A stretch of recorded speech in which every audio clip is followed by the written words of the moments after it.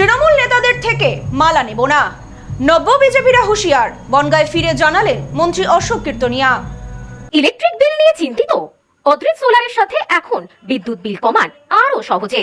আমরা দিচ্ছি বনগাঁতে সেরা মানের সোলার ইকুইপমেন্ট সহ অভিজ্ঞ টেকনিশিয়ান দিয়ে সম্পূর্ণ ইনস্টলেশন সুবিধা। বিস্তারিত জানতে আজই কল করুন। 2021-এ প্রথম নির্বাচনে লড়াই। বাংলার দখল তৃণমূলের থাকলেও বনগাঁ উত্তর কেন্দ্র থেকে বিপুল ভোটে জয়ী হয়েছিলেন তিনি। এরপর 2026 গোটা রাজ্যের পাশাপাশি বনগাঁ উত্তর কেন্দ্রেও ফুটেছে পদ্ম। ফের বিপুল জনাদেশ নিয়ে জয়ী হয়েছেন অশোক কীর্তনিয়া। 25শে বৈশাখের দিন কলকাতার ব্রিগেড প্যারেড গ্রাউন্ডে রাজ্যে শপথ নিয়েছে বিজেপি সরকার। মুখ্যমন্ত্রী হিসাবে শুভেন্দু অধিকারী শপথ গ্রহণের পর একে একে শপথ নিয়েছেন আরও 5 জন মন্ত্রী। উল্লেখযোগ্যভাবে সেই 5 জনের মধ্যেই রয়েছেন বনগাঁ উত্তরের বিধায়ক অশোক কীর্তনিয়া। বাড়িতে খবর পৌঁছাতেই আনন্দের বন্যা। অশোকবাবুর স্ত্রী মৌমিতা খবর পাবার পর বাড়িতে হরিচাঁদ গুরুচাঁদ ঠাকুরের পুজো দেওয়ার পর চলে যান সাতভাই কালীতলা মন্দিরে। একে একে বাড়িতে তখন আসতে থাকেন বহু সমর্থক। বাড়িতে তখন আবেগঘন পরিবেশ। শপথ গ্রহণের পর এদিন বনগাঁতে পৌঁছাতেই দলীয় কর্মীদের ছিল বাঁধভাঙা উচ্ছ্বাস। বনগাঁ শিকদারপল্লী এলাকায় নবনির্বাচিত মন্ত্রীকে স্বাগত জানিয়ে হুড খোলা গাড়িতে চেপে শুরু হয় শহর প্রদক্ষিণ। দলীয় পতাকা, গেরুয়া আবিরে মাখামাখি দলীয় কর্মী সমর্থকেরা। রাজনৈতিক বিশ্লেষকরা মনে করছেন মতুয়াগড় থেকে মন্ত্রিসভায় বড় প্রতিনিধিত্ব নিশ্চিত করতে বনগাঁ উত্তরের বিধায়ক অশোক কীর্তনিয়াকে বেছে নেওয়া হয়েছে। উদ্বাস্তু সমস্যা, সীমান্তবর্তী এলাকা উন্নয়নে তার ভূমিকা গুরুত্বপূর্ণ হতে চলেছে বলেই মনে করা হচ্ছে। এদিন সাংবাদিকদের মুখোমুখি হয়ে তিনি বলেন, আমি নিজেও উদ্বাস্তু পরিবারের সন্তান। মতুয়াদের পাশাপাশি সকলের সমস্যার সমাধান আমার প্রধান লক্ষ্য। सबसे पहले भारतवर्ष का प्रधानमंत्री नरेंद्र मोदी का हम प्रणाम करते हैं, अमित शाह को प्रणाम करते हैं, हमारा नेशनल प्रेसिडेंट नितिन नवीन जी को प्रणाम करते हैं। उसका साथ साथ हमारा राज्य प्रेसिडेंट श्रमिक मोर्चा सबसे बड़ा बात है, मेरा पॉलिटिकल जो गुरु है शुभेंदु अधिकारी, उनका प्रणाम करते हैं। बनगांव के लिए पहला काम क्या रहेगा? देखिए अभी बनगा के लिए नहीं है, बनगा अपने पूरा पश्चिम बंगाल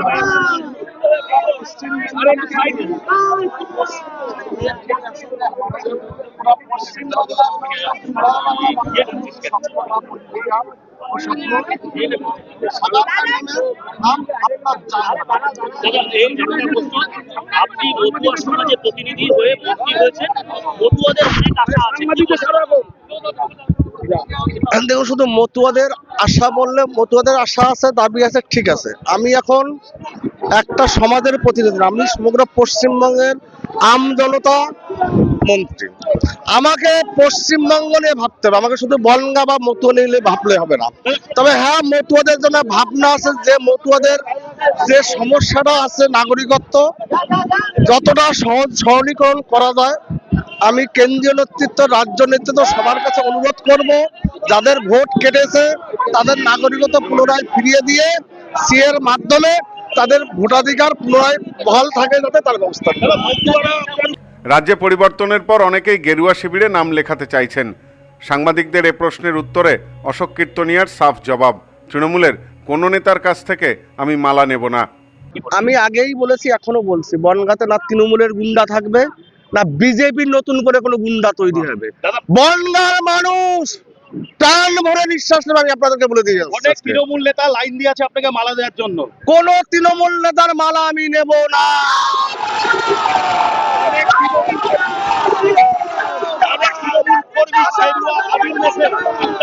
অলরেডি ঢুকে পড়েছে। আমি আপনাদেরকে বলে রাখি, যারা গেরুয়া আবির পরে কর্মীদের কোনো ক্ষোভ বিক্ষোভ নেই আমার। যে যে পাড়ায় সৎকর্মী ভালো কর্মী আছেন তৃণমূলের, তাদের বিরুদ্ধে আমার কোনো ক্ষোভ বিক্ষোভ নেই।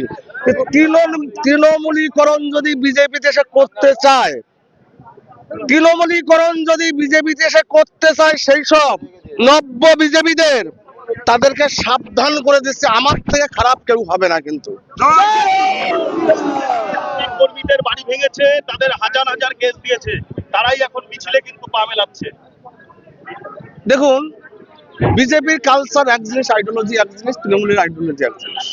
আজকে যদি বিজেপি ক্ষমতায় না আসে, তৃণমূল ক্ষমতায় আসতো, আমার মনে হয় ওই দিন কাউন্টিং আমার বিরুদ্ধে যিনি ছিলেন বিশ্বজিৎ দাস, তিনি যে গুন্ডাদের নিয়ে ঢুকিয়েছিলেন, আমার কতজন কর্মী ওখান থেকে সুস্থ হয়ে ফিরে আসতে পারে একটা প্রশ্নবোধক চিহ্ন ছিল। তথাপি আমি বনগাঁর বিজেপি কর্মীদের এবং সমগ্র পশ্চিমবঙ্গের বিজেপি কর্মীদেরকে বলবো, আপনার সুস্থ থাকুন। আমাদের আইডিওলজি তৃণমূলের আইডিওলজি এক নয়। আমরা ভারতীয় জনতাবাদী রাষ্ট্রবাদে বিশ্বাসী, রাষ্ট্রের উন্নয়নই আমাদের লক্ষ্য। বাস এইটুকু। শনিবার রাজ্যের মন্ত্রী হিসাবে অশোক কীর্তনিয়া। তবে এদিন কোনো দপ্তর নির্দিষ্ট করে বন্টন করা হয়নি। মনে করা হচ্ছে প্রথম ক্যাবিনেট মিটিংয়ের পর দপ্তর বন্টন করা হবে। সীমান্তবর্তী এলাকা একদিকে বনগাঁ উত্তরের বিজেপি বিধায়ককে মন্ত্রিসভার সদস্য করে হয়তো গুরুত্বপূর্ণ বার্তা দিলেন বিজেপি নেতৃত্ব। ক্যামেরায় সব্যসাচীর সাথে সোমনাথ মজুমদার, নিউজ নোম্যান্সল্যান্ড, বনগাঁ।